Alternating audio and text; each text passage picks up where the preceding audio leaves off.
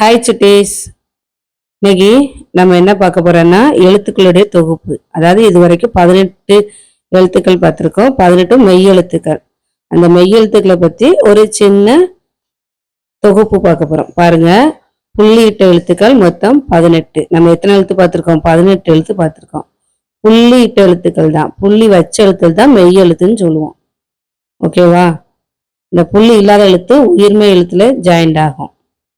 நம்ம படிச்சது மெய் எழுத்து, புள்ளி வச்ச எழுத்து 18 எழுத்துக்கள் பார்த்திருக்கோம்.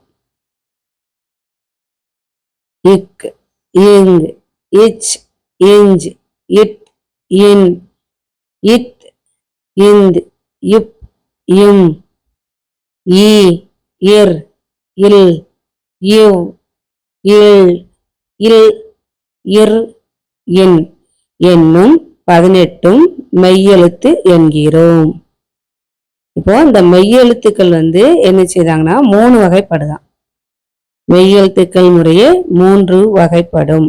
அவைகளை வல்லினம், மெல்லினம், இடையினம் என்கிறோம். அதனுடைய சப்தத்தை வச்சுதான் 3 வகையா பிரிக்காங்க.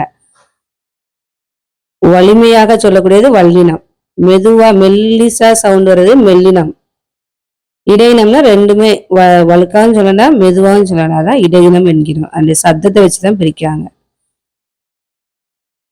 இத உங்களுக்கு ஈஸியா சொல்லி தரணும்னா கசட தபர வல்லினம் அப்படி படிங்க.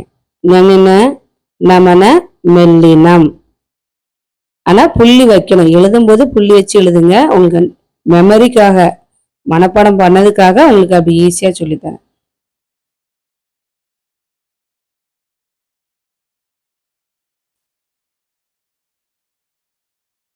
இ, இர், இல், இவ், இல், இல் இப்படி தனித்தனியா உங்களுக்கு சொல்லுது தெரியாது.